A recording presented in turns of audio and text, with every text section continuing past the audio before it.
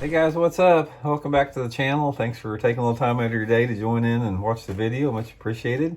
And today I'm going to give you guys a overview of my season, my tournament season that I've had since I guess we had our first tournament this past March, just finished up last week. And I'm going to sort of go over each tournament, tell you what I learned about it, and maybe you can take away something from the tournament that'll help you catch a few more fish as a result of my successes or my failures, depending upon the tournament. So I'm going to give you guys that info today. But real quick, just wanted to have one quick housekeeping tip. If you guys are interested in booking an on-the-water lesson with me, doing a lot of trips on Table Rock Lake, Stockton Lake, all winter long, 12 months out of the year, just shoot me a message on my Instagram page, Block It Randy, or on my personal Facebook page, or excuse me, my business or my professional page, Facebook, Randy Blockett Professional Angler. I think I've figured out a little bit how to get my messages off Facebook. You know, I've got it hacked, but I think I can access my messages still, so you can shoot me a message on that if you're interested in any on the water trips.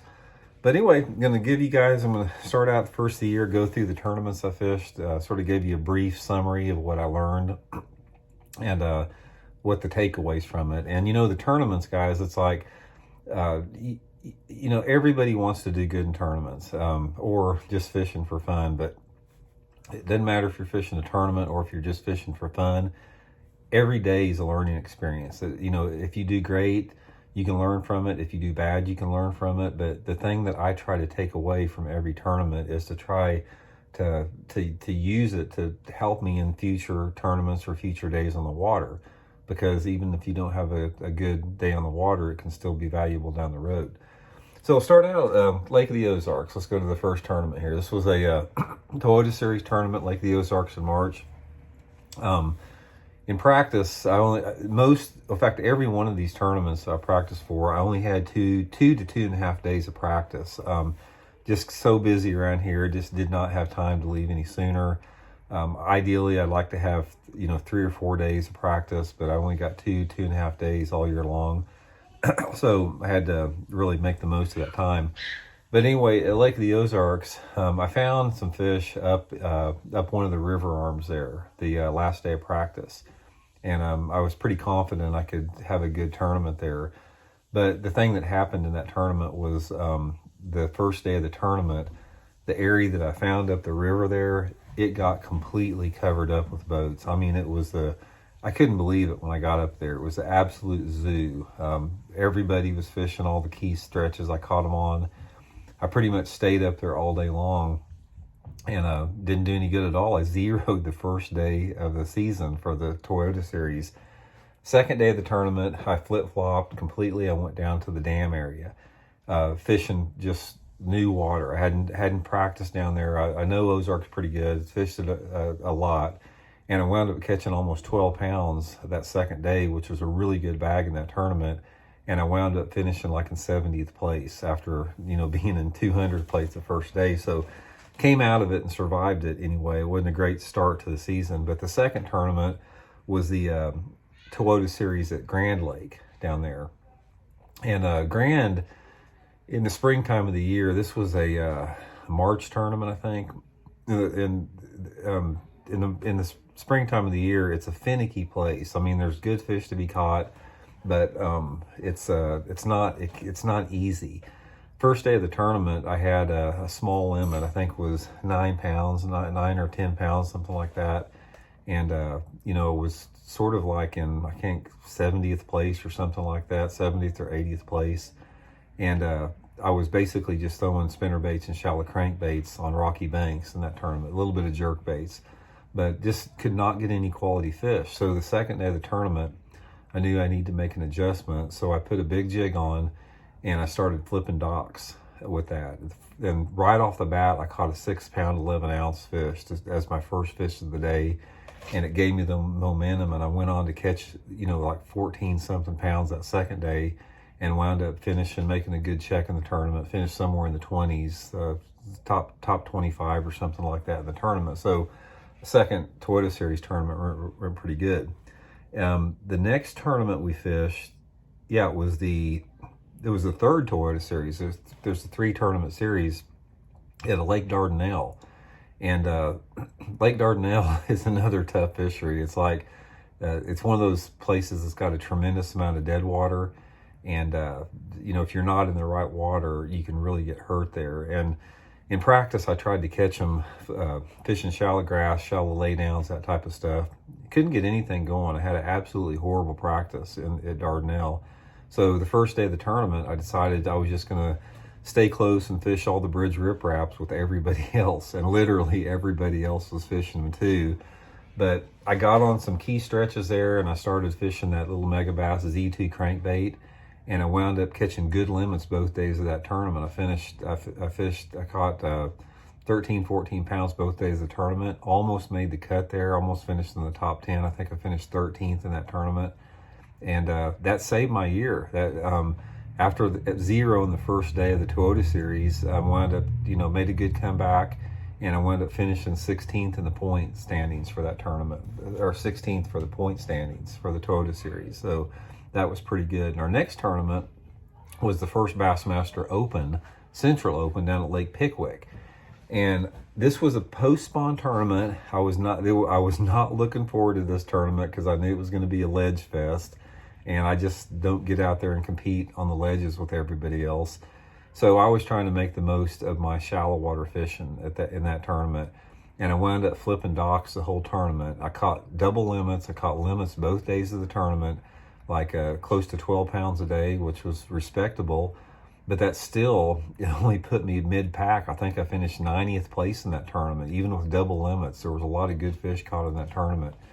I was doing completely the wrong thing in that tournament. I knew it was going to be, dominated offshore, and it was. So that was a really tough one. The next one we had was Pickwick.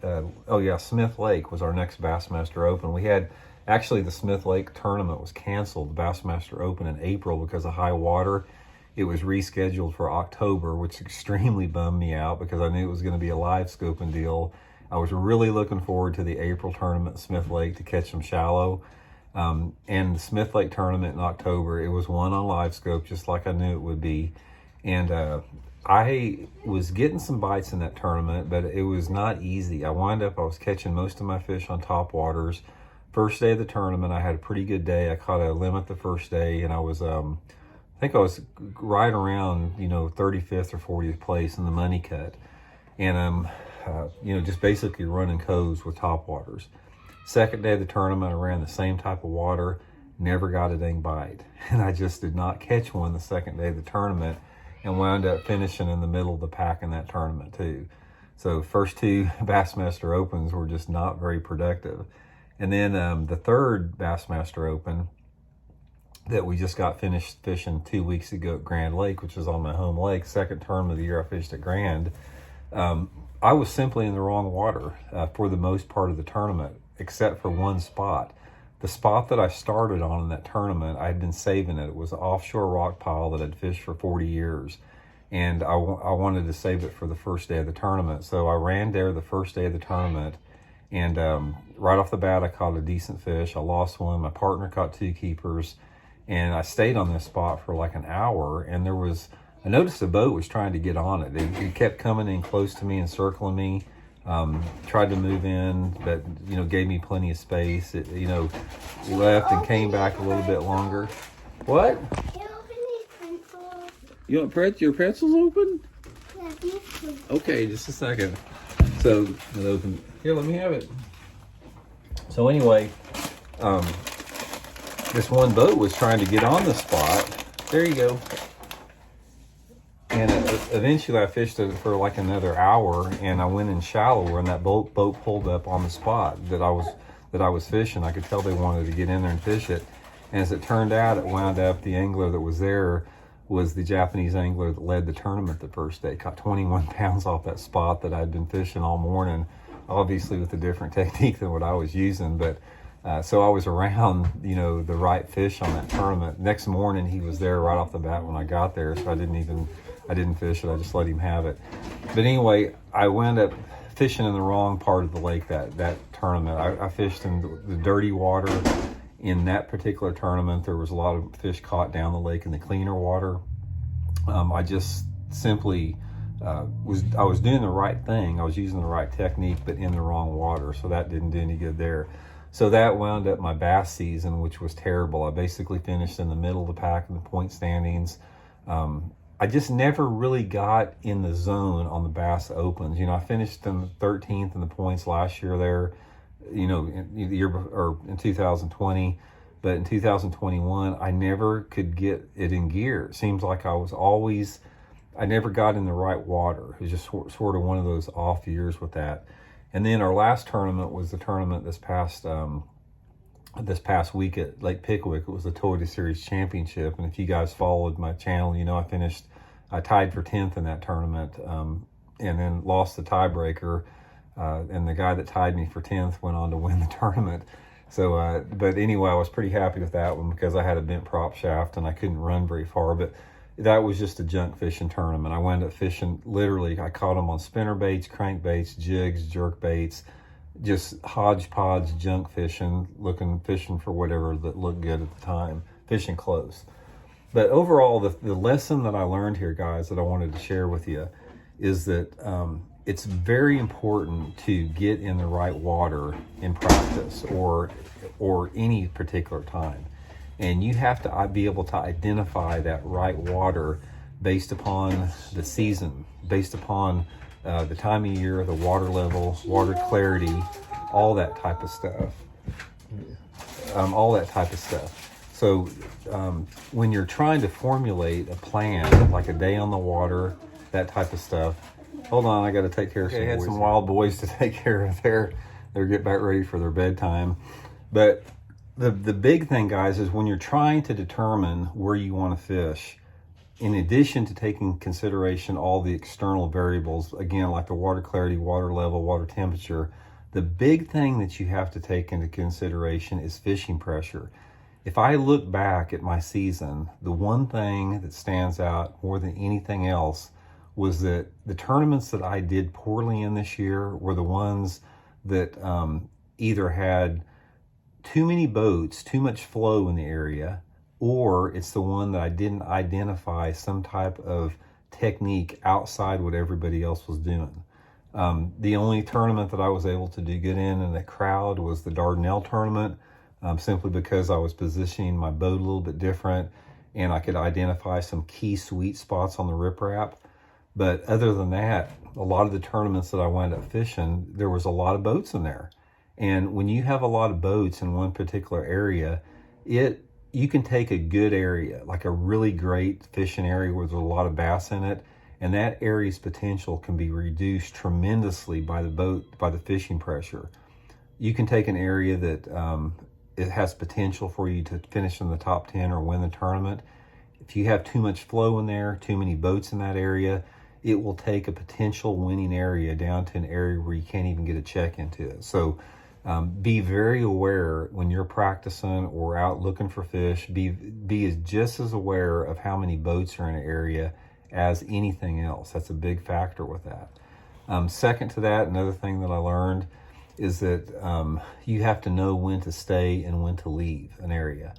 And sometimes, like that first day at Lake of the Ozarks, when I zeroed up there, I stayed in that area too long. I stayed up there all day long, and I tried to mix it up in with everybody else in those boats, and I wasn't catching them. And I should have known after 3 or 4 hours without a fish in the boat that I needed to pull the plug, and it didn't work out.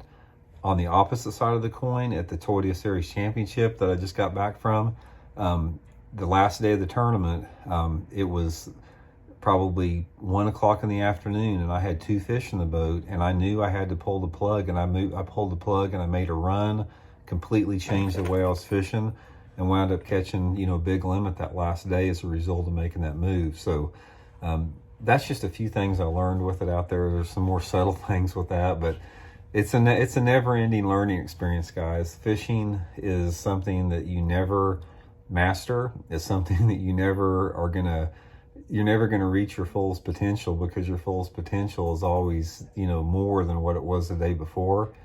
And that's what makes it so attractive, I guess, to everybody else. I mean, ultimately, we just want to get bit. I mean, you know how it is when you guys, everyone that watches this channel has caught bass, obviously. And you know what it's like when you feel a bass strike your lure. It doesn't matter if it's on a crankbait or a spinnerbait or jig bite or whatever. That's what we live for. That's what makes us feel alive, is getting that bite and setting that hook and feeling that fish initially, like the first 4 or 5 cranks, you know you got one on. We're always searching for that rush. And how we get that rush, is determined upon a lot of different things, but it is powerful. That's the reason you're watching this channel right here. That's the reason I'm still doing this after doing it for 40 years competitively. It's like, that's a powerful addiction, getting bit and jerking on a fish. So anyway, that's just what I learned a little bit from this past season. I'm going to get Elijah to bed here. It's past his bedtime. And thanks for tuning in, guys. Please hit that subscribe button. It's free and easy. And we'll check in later. See you.